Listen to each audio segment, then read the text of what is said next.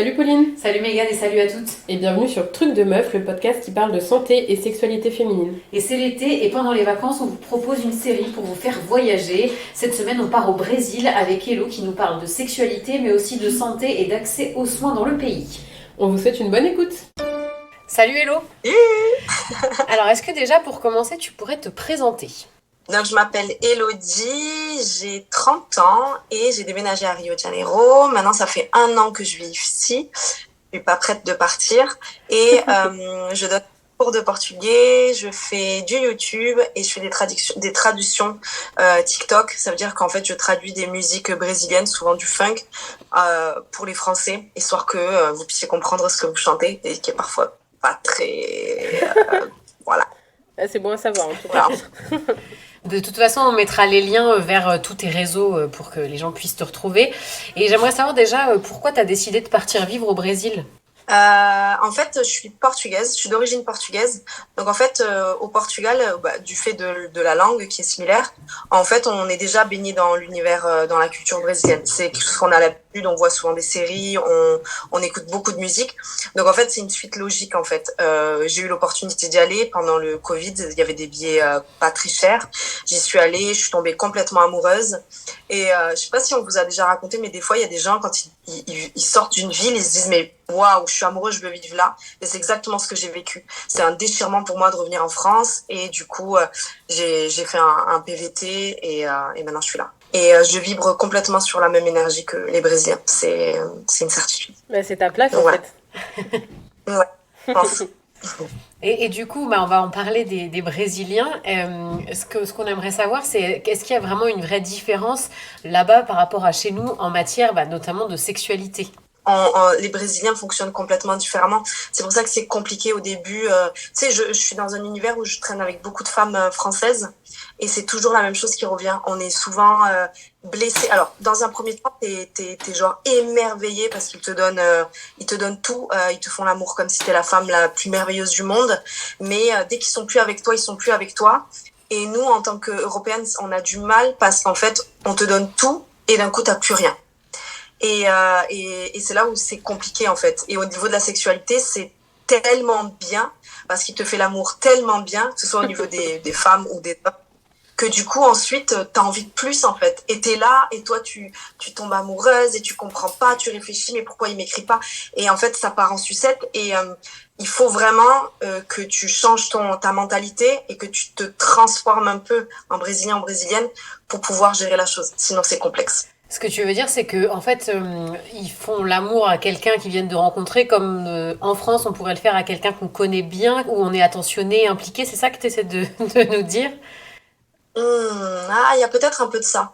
Peut-être que alors, ouais, on est peut-être sur ce truc un peu similaire, dans le sens où quand t'es en couple, ben on se livre réellement au niveau sexuel. Et un Brésilien a beaucoup plus de facilité à se livrer dès la première fois, à faire comme si tu es son dernier coup, sa dernière meuf ou son dernier, tu vois. Et donc du coup, c'est peut-être ça en fait ce qui nous différencie. C'est sûrement ça. Parce que quand ils sont avec toi, ils se lâchent complètement. Ils sont très passionnels. De toute façon, si tu analyses le mot tomber amoureux en portugais, on dit apaixonar et le mot passion, c'est apaixão et ça vient exactement de la même racine. Donc en fait, c'est ça. Les Brésiliens vivent tout de manière passionnelle. C'est-à-dire que même en amitié avec mes potes, quand je suis avec mes potes, on n'a pas nos téléphones, on vit des moments de ouf, mais dès qu'ils sont plus avec moi, ils sont plus avec moi. Donc pour les recapter, c'est complexe. Et je pense que c'est la même chose sexuellement. Ouais, c'est vivre dans l'instant présent, tu veux dire beaucoup plus que ce qu'on fait chez nous? Exactement. Et donc je pense que c'est pour ça que toi, en tant qu'Européenne, c'est complexe en fait de comprendre que ils sont vraiment sincères, mais dès qu'ils sont plus avec toi, ils sont avec d'autres gens. Et ils sont sincères avec d'autres gens, tu vois. Que ce soit amitié, je sais pas ce qui branle, mais ils sont plus avec toi. Et quand ils seront avec toi, Ouais, alors que c'est pas forcément notre cas, du coup, en Europe où c'est plutôt sur la durée et on se livre pas forcément tout de suite. Même, je vois ceux qui ont des sex friends ou genre des coups d'un soir, je pense du coup, enfin la façon dont tu l'expliques, c'est pas du tout pareil que en Europe en fait. En Europe, c'est t'as ton coup d'un soir et bon bah on kiffe et basta quoi. Mais il y a pas vraiment ce truc de se donner à fond et genre quand t'es avec la personne, même si après basta c'est terminé, mais sur le coup, tu te donnes à fond et voilà quoi. Bah, c'est dommage, hein, en tout cas. Tu recroises ton mec avec qui t'as ken la veille, bah, il va être vachement respectueux avec toi. C'est-à-dire qu'il va commencer à t'embrasser, enfin, à te donner un câlin, ça va, tu vas bien. Tu sais, des fois, en Europe, tu ken avec quelqu'un et ensuite tu le revois, il va t'esquiver genre, oh là là, j'ai ken avec elle. Alors que si ça s'est bien passé, vous voyez, une espèce de gêne bizarre, pas du tout ça. Tu voulais me poser une question? Ouais, je voulais savoir du coup, est-ce qu'il y a aussi des pratiques qui sont différentes des expériences que toi t'as pu avoir, hein, parce qu'on le rappelle, c'est ton expérience bien sûr, mais ça permet d'avoir un peu une idée déjà. Ok, en fait au Brésil, donc il y a ce truc, je vais vous expliquer clairement la drague par exemple. T'es en soirée, nanana, tu commences à regarder quelqu'un qui t'intéresse, il te regarde, vous faites des échanges de regards, nanana. Généralement, si ça continue les échanges de regards, il y en a un des deux qui va aller voir l'autre et il va y avoir cette question qui va arriver, est-ce que je peux t'embrasser? Très rapidement, on cherche pas à savoir comment tu t'appelles, nanana, est-ce que je peux t'embrasser? Il y a un oui, vous vous embrassez et en fait un Brésilien ou une Brésilienne a cette mentalité-là, c'est encore une fois, je fais des généralités, c'est par rapport à mes expériences, où en fait, si le bisou se passe bien, s'il y a une connexion au niveau du bisou, ça veut dire que potentiellement le sexe va être bon. Et pour moi, c'est vraiment, maintenant que je l'ai testé, pour moi, c'est une certitude. Je vois en fonction du bisou comment va être l'acte sexuel. S'il va être violent, s'il va être passionné, je vois un petit peu tout ça. Et ensuite, si le bisou se passe bien, vous commencez à converser dans la soirée. Comment tu t'appelles, t'habites où, t'es française, nanana. Et généralement, après, vous pouvez faire l'amour dans les jours qui viennent. Vous faites l'amour et vous devenez ficanche. Ça veut dire que c'est comme un sex friend. Vous allez vous voir de temps en temps. Vous n'avez absolument aucun compte à rendre à l'autre. Ça veut dire que si par exemple j'ai ken avec monsieur A, mais en soirée je suis avec monsieur B, ben je n'ai aucun compte à rendre avec monsieur A parce que je suis avec monsieur B et on va continuer à se fréquenter. Lui, il peut être avec d'autres personnes dans la même soirée. Bon, il y a aucun souci. Et l'idée en fait, c'est que tu en es plein, que tu les testes. Et à force, au bout de 2, 3, 4 mois, il y en a peut-être un qui va sortir du lot. On va appeler ça un ficanche premium, parce que c'est celui que tu préfères. C'est tout un truc... Comme un abonnement, quoi. Et le mot ficanche, en fait, ça vient du verbe ficar, qui veut dire rester. Donc, ça veut dire que c'est quelqu'un avec qui tu vas rester, mais que tu n'as pas forcément besoin de rendre des comptes. Bref. Et donc, ton ficanche premium, imaginons, chez toi, tu l'aimes bien, lui, t'aime bien. Vous pouvez avoir cette fameuse discussion pour dire, OK, on a envie d'être en couple parce que vous vous êtes testé pendant 2, 3 mois. Vous avez testé d'autres personnes et vous savez qu'en fait, vous voulez rester avec cette personne-là. Et donc, vous avez cette discussion-là pour dire, OK, on a envie d'être en couple. Et là, vous discutez si vous voulez être un couple fermé ou ouvert. Ça se fait beaucoup, les couples ouverts. Ouais, ça, c'est pas du tout tabou. Il y a une facilité de discuter qui est assez grande. Alors, attention, hein. Les Brésiliens ont tendance à être des trompeurs. Ils trompent, même si quand tu dis que t'es un couple fermé, ils trompent. C'est horrible. Parce qu'en fait, au Brésil, j'ai analysé ça. Ton sex appeal, peu importe l'âge que t'as, peu importe d'où tu viens, ton sex appeal, il est constamment mis en avant. T'es constamment en train de séduire, peu importe l'âge que t'as. Et donc, en fait, un Brésilien a du mal à se contenir. Et une Brésilienne aussi, sûrement.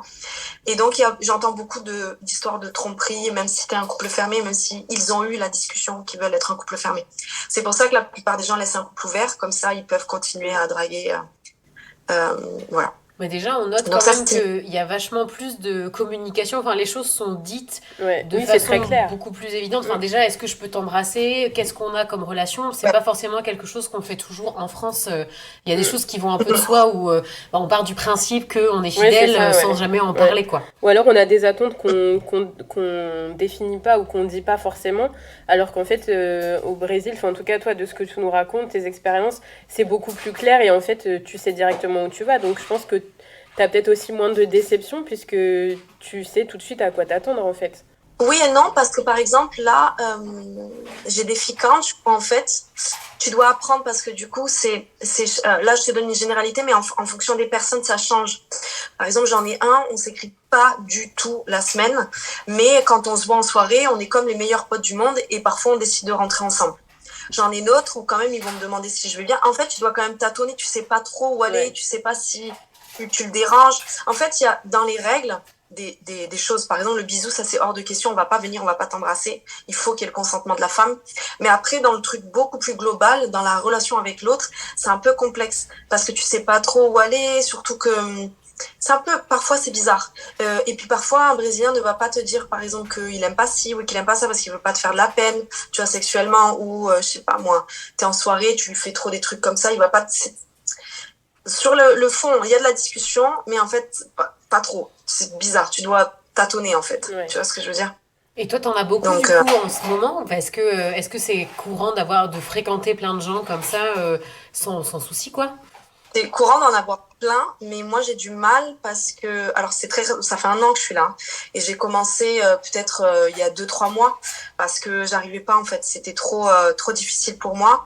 Donc là j'en ai un, et il y en a un deuxième qu'on pourrait peut-être, mais tu vois, je en fait parce que j'y arrive pas, je suis pas comme ça en fait, c'est compliqué pour moi, mais en même temps j'adore cette idée de me dire que ben, je suis complètement libre et même au niveau de mon travail, enfin, je veux dire, il y a aucun mec qui me prend l'esprit. Vous savez, des fois, quand on commence une relation, ben, les mecs, ils prennent toute notre tête et du coup, tu oublies toi-même ton travail et ce que tu aimes faire de base. Parce que des fois, tu changes de voie un petit peu. Ben là, j'adore l'idée de me dire qu'en fait, ben, il est là, mais en fait, je m'aime tellement plus que j'ai pas besoin de, tu vois, Ouais. juste de ken de temps en temps. Voir, c'est génial en fait. Mais parfois, je suis en manque d'affection et j'ai envie de lui écrire. Je lui écris, mais il me répond. Mais c'est un peu, vous voyez? Ouais. Et est-ce que d'ailleurs le fait d'être française, c'est quelque chose qui attire les Brésiliens et les Brésiliennes ou pas spécialement? Parce qu'on sait que souvent on est attiré un peu par ce qui vient d'ailleurs. Est-ce que c'est le cas? Est-ce que c'est ce que tu as constaté? En fait, en discutant avec mes potes, ils m'ont dit que c'était beaucoup plus facile de draguer une Française que de draguer une Brésilienne. Soit disant, c'est plus compliqué. Alors, moi, j'ai le sentiment plus dur parce qu'une Brésilienne, tu vas lui demander est-ce que je peux t'embrasser, elle va te dire oui, elle va te donner son Insta et ensuite vous allez vous revoir. Mais une Française, on n'est pas comme ça. Généralement, quand on te demande est-ce que je peux t'embrasser direct, on fait wow, wow, en fait, donne-moi ton prénom, parle, viens. J'ai l'impression que c'est plus dur, mais eux me disent que c'est plus facile. Peut-être parce qu'il y a cette question d'exotisme vis-à-vis d'eux et que eux, effectivement, c'est ce que tu racontes. Eux, ils me disent que c'est plus simple et qu'ils préfèrent. Ok. Et du coup, là, tu parlais donc de ton expérience avec les hommes. Enfin, je me posais une question qui n'a pas trop de rapport, mais est-ce que l'homosexualité est bien perçue là-bas? Enfin, comment, de ce que toi, tu as pu en constater, elle est perçue au Brésil? Au Brésil, j'ai le sentiment qu'en fait, à partir du moment où tu es qui tu te sens bien, ben, la société l'accepte. C'est-à-dire que si tu te sens bien, par exemple, et que tu as envie d'être trans, ben, on s'en fout. J'en vois partout, dans les soirées, tout le monde s'embrasse, ce soit 2 filles, 2 garçons, 3 personnes, 4 personnes. Il y a vraiment une liberté sexuelle qui est vraiment énorme, en fait. Dans le carnaval, ça c'est le pire, le monde du carnaval, tu vois plein de meufs seins nus, tout le monde s'embrasse, tout le monde voilà, on boit de l'alcool, on fait la fête, il n'y a aucune retenue. Je vois les Brésiliens un petit peu comme un ado qui n'a jamais grandi en fait. Donc du coup, s'il a envie d'embrasser, il va le faire. S'il a envie de prendre un Instagram, il va le faire. S'il a envie de faire l'amour, il va le faire. Il va aucune retenue vis-à-vis de ça. Donc, tu vois, il y a une certaine liberté sexuelle. Et au niveau de la santé sexuelle, comment ça se passe là-bas? Ça, c'est complexe parce qu'en fait, au Brésil, ce qu'il faut prendre conscience, c'est qu'il n'y a pas trop tu vois, t'as les gens pauvres et t'as les gens riches, il n'y a pas trop de milieu au milieu, tu vois. Donc, en fait, les gens pauvres, ils n'ont pas accès moi, j'ai déjà couché avec un mec de favela et en fait, il n'a pas du tout cette culture de la capote. Il peut pas en acheter, c'est cher. Moi, je veux la mettre, il comprend pas. C'est quelque chose de très violent, mais j'ai aussi fait l'amour avec quelqu'un qui a un peu plus de moyens.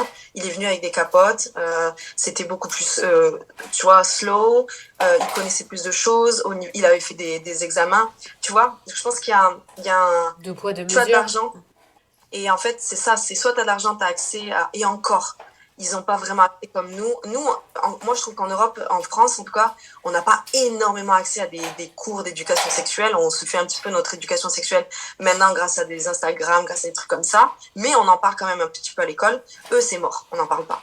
C'est sûr. Et donc, encore plus, si tu viens d'un milieu pauvre, d'une favela, alors là, tu es éduqué par les films porno. Moi, j'ai fait l'amour avec un mec de favela, je vous jure, il est super. Hein. Mais alors là, dès que c'était il a mis Sa son casquette masque d'acteur porno, quoi. Ah, c'est horrible. Mais le mec est trop mignon, le pire dans la vraie vie. Il est tout attentionné. Mais alors là, poum, ah, t'aimes ça. C'était horrible. Enlevé, c'était horrible, horrible. Donc je pense qu'en fait, il y a ça. Et c'est ça, en fait, ce que me disait un guide de favela. Il me disait, en fait, on a le câble Et donc, en fait, les enfants, très tôt, ils sont éduqués par des films porno, en fait. C'est pour ça qu'ils font l'amour très tôt. Les filles ont des enfants, elles sont mineures encore, parce qu'il n'y a pas de... Il n'y a pas de libre service avec des capotes. D'ailleurs, putain, ça me fait penser que je peux distribuer des capotes dans les favelas. Ah, vous êtes en train de me faire penser à un truc de fou, là. Oui, parce que du coup, tu disais que c'est cher. Est-ce que le prix des préservatifs va être plus cher qu'en France ou est-ce que c'est juste cher par rapport au salaire moyen au Brésil? C'est ça, c'est juste cher par rapport au salaire moyen. À vrai dire, moi, je les achète pas ici. Moi, je demande à mes copines françaises de m'en faire ramener dans France parce qu'il y a des normes françaises. Et ici, je sais pas trop quelles sont les normes. Donc moi, je demande toujours qu'on m'en ramène de France, des gros paquets. Comme ça, je suis sûre parce que je pense que ça doit être cher et je suis pas sûre de l'efficacité du machin, tu vois. Et du coup, pour ce qui est vraiment du suivi de santé, est-ce que l'accès aux médecins, donc aux gynécologues par exemple, aux sages-femmes, se fait facilement ou pas du tout? C'est toujours la même chose. Tu as de l'argent, tu vas pouvoir aller voir un médecin dans une clinique privée. Tu n'as pas d'argent, tu n'as pas d'accès à ça. C'est simple. Après, en fait, par exemple, dans les favelas, il y a des médecins qui viennent et qui font des tours gratuits. Mais en fait, tu vois, il y a aucune statistique parce qu'en fait, on sait pas. T'es pauvre, en fait, tu n'as pas accès. Le gouvernement, enfin, en tout cas sous Bolsonaro, n'a pas mis en place de choses pour les personnes pauvres. Ça veut dire que t'as pas accès à tout ça. Ça veut dire que tu dois avoir des maladies. C'est pour ça que c'est super important. S'il y a des gens qui m'écoutent ici, profitez au Brésil, mais faites attention à vous. Protégez-vous, faites attention.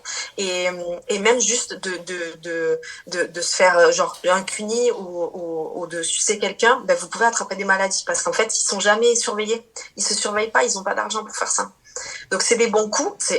Pour moi, c'est des meilleurs coups que je peux avoir. Et il faut se protéger, les filles. Faut faire attention.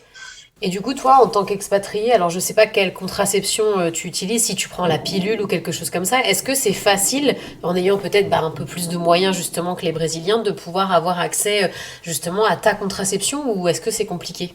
Ok, moi je prends aucune contraception parce que j'estime que je vois pas pourquoi je devrais m'infliger ça et un homme, ça fait très longtemps que je le fais pas. Donc j'utilise que des capotes, mais je sais que c'est compliqué pour mes copines. Alors déjà en fait le problème c'est que par exemple tu achètes une marque en France, il y aura pas d'équivalent au Brésil ou alors vous savez en fait en France tout est surveillé. On peut pas mettre des doses de je sais pas quoi par rapport au corps. Au Brésil ça part dans tous les sens. Donc souvent les meufs françaises se font ramener par d'autres filles qui viennent dans les valises ou je sais pas, elles se débrouillent pour avoir leur contraception ou elles en prennent plus sur la période qu'elles viennent. Ici c'est complexe parce qu'en plus l'avortement est interdit. Donc il y a ça aussi où tu as une pression de gros malades vis-à-vis de ça. Et encore une fois, je suis persuadée que les filles qui n'ont pas d'argent, c'est complexe. Ne serait-ce que pour les serviettes, pour les règles, c'est complexe parce que ça coûte de l'argent. En fait, tu réfléchis quand t'as pas d'argent, soit tu te nourris, soit tu te nourris en fait. Oui, en fait, malheureusement, ils ont des choix à faire que nous, on n'a pas forcément à faire en France, quoi. Donc c'est pour ça que quand souvent il y a tu sais, souvent dans les favelas, dans les favelas ou je dis favelas parce que c'est là où généralement il y a des gens qui n'ont pas forcément de revenus corrects. Quand tu fais des paquets, on met souvent du riz, des nécessités comme ça, et on met souvent un paquet de serviettes et ce genre de choses parce qu'en fait c'est des choses qui sont, tu vois, c'est pas, Ouais. elles en ont besoin en termes de choix. Ouais. Et du coup, par exemple, nous en France, on a genre le planning familial où on peut se tourner, par exemple, si on n'arrive pas à se tourner vers quelqu'un d'autre. Il n'y a pas du tout ce genre d'établissement, par exemple, au Brésil. Je pense qu'il doit y avoir quand même des petites assos qui doivent aider les jeunes filles. Il y a forcément des trucs comme ça gratuits qui a été fait, Ouais. mais c'est pas une grosse association comme nous on a bien ciselé où tu vois il y a une aide. Ouais. Tu vois, il doit y avoir des trucs parce que c'est sûr il y a des gens qui se battent pour ça, mais c'est des petits trucs et du coup c'est complexe. Et puis je pense que parfois tu préfères tu sais quand t'es dans des situations comme ça où en fait t'as pas envie de créer de problème donc je sais pas, c'est des choses qui passent en second parce que jamais on t'a dit ta santé, ta sexualité c'est important. Oui, c'est Jamais pas on une t'a dit ça. priorité, ouais, ouais. Donc je pense qu'elles y vont en cas de nécessité, mais même en fait si elles tombent enceintes, en fait elles sont obligées de le garder parce qu'elles peuvent pas avorter et le Ouais. père il est pas quoi, tu vois. Oui, ou alors elles se Donc, font avorter illégalement comme ça existe partout dans le monde et dans les pays où c'est interdit. il y a des médicaments, je sais, sur le marché noir où tu peux acheter, il y a des trucs comme ça, j'ai déjà entendu. Ouais. Mais Ouais, en tout ouais. cas, c'est pas évident, ouais, quand t'es pas riche, quoi, c'est compliqué d'avoir accès à tout ça, quoi. Et vous êtes en train de me faire prendre conscience que je peux faire des actions toutes bêtes, en fait. Juste, par exemple, distribuer des capotes tous les mois ou, tu vois, des serviettes ou des trucs comme ça. Je réfléchissais, en fait, à quoi faire d'important, mais en fait, je pense que c'est là où je dois faire. C'est intéressant. Ouais, et puis l'éducation, c'est un peu la base de tout, hein. C'est vrai que si on t'apprend pas à te protéger, à respecter les femmes aussi ou les hommes, et enfin et inversement, forcément, c'est pas des choses qui sont évidentes et on peut pas blâmer les personnes qui n'ont pas été informées, c'est pas possible. Non, en fait, avec les personnes, par exemple, de favela, j'ai discuté avec un guide et lui il me disait en fait c'est les parents qui doivent faire l'éducation aux enfants. Sauf que les parents parfois ils ont d'autres choses à faire puisqu'ils doivent travailler beaucoup, des fois ils accumulent 3-4 tafs et du coup ils n'ont pas le temps de faire l'éducation. Donc les enfants vont sur des sites porno, donc là ça continue. Mais il dit c'est super important, il faut absolument discuter pour expliquer quoi. Est-ce que il y a autre chose, un autre aspect justement de la santé, de la sexualité au Brésil dont on n'aurait pas parlé, et quelque chose que tu voudrais rajouter là-dessus, que tu as pu constater, ou une anecdote, quelque chose que tu aurais envie de nous raconter? Laisse-moi voir. J'essaie de voir si je peux rajouter un truc sur les filles. Ah ouais, déjà un conseil à donner aux filles qui côtoient bien. Il faut absolument, surtout quand c'est le début là, même si le mec est super impliqué, même si voilà on est dans la passion, même si c'est génial, profitez de ouf sur le moment présent. Mais dites-vous que il ne faut absolument que vous n'attendiez rien de lui. Vous n'aurez pas de relation sérieuse. Vous allez juste pouvoir avoir des petits moments comme ça. Je dis ça juste pour vous protéger. S'il faut vous allez avoir une relation sérieuse, c'est tant mieux pour vous. Mais juste dans un premier temps, dites-vous ça. Moi, pour moi, ça m'aide de malade. Dites-vous que il va rien se passer. Vous allez voir. Peut-être vous allez vous revoir. N'attendez rien de lui. Si vous écrit pas, vous profitez pour travailler, focus sur vous. Mais dites-vous que il y aura pas d'avenir. Et je vous jure, ça change dans votre cerveau. Et vous faites votre vie.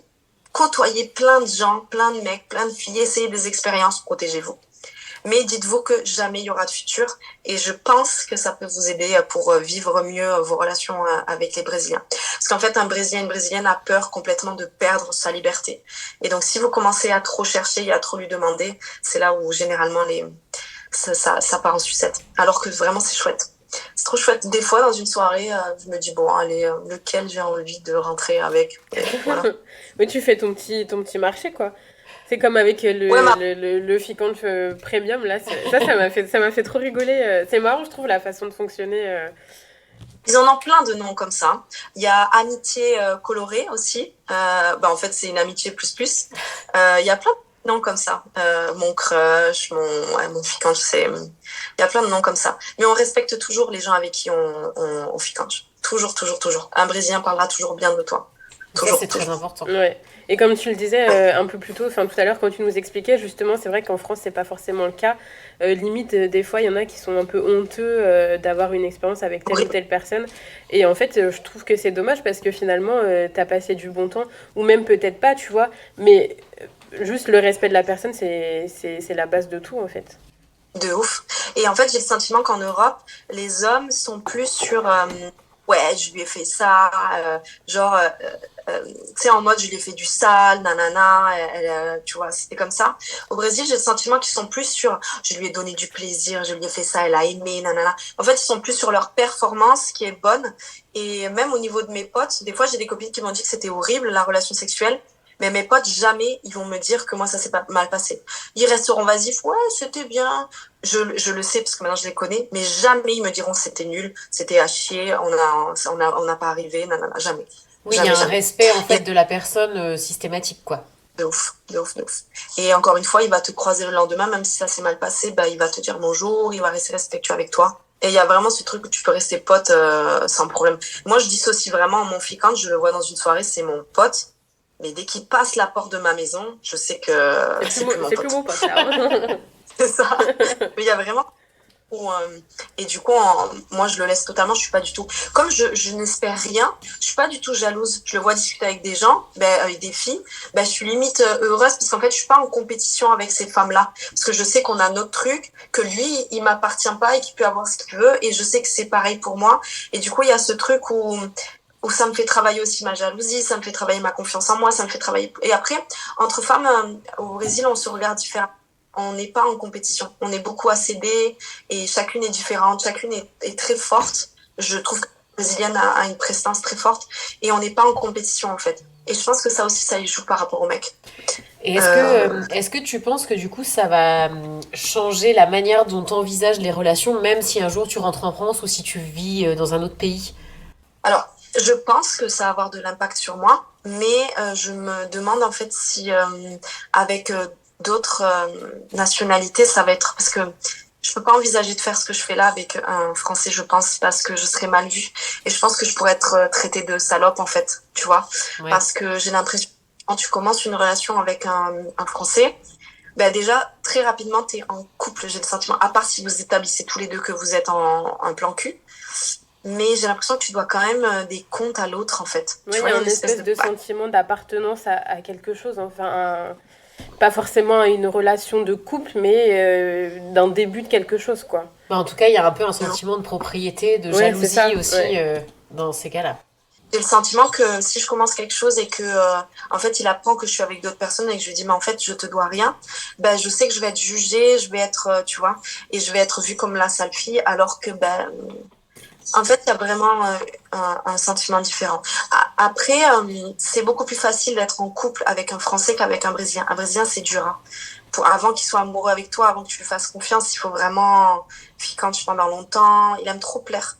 Donc en fait, tu as vu, il y a des avantages et des inconvénients dans les deux cas, j'ai l'impression. Ouais, en fait, il faudrait réunir un peu les avantages des deux côtés et puis t'auras la relation parfaite, quoi. Ou alors il faut trouver un Brésilien qui a vécu en France, qui a vécu au Brésil, et peut-être il y a moyen de faire un truc. Ouais, qui a le juste milieu Bah, merci beaucoup, Hello. De rien, avec plaisir. On espère que cet épisode vous a plu et qu'il vous aura fait voyager et peut-être même donner l'envie de visiter ce pays. On se retrouve dans 2 semaines pour s'envoler vers une nouvelle destination. N'oubliez pas de vous abonner au podcast et de nous suivre sur Instagram, le lien est en barre d'infos. On vous invite aussi, si vous le souhaitez, à participer à notre cagnotte sur KissKissBankBank pour nous permettre d'investir dans de nouveaux micros et financer nos voyages sur Paris pour la saison 2 qui démarre en septembre. Vous trouverez le lien dans la barre d'infos. On vous souhaite un bel été. Ciao les meufs!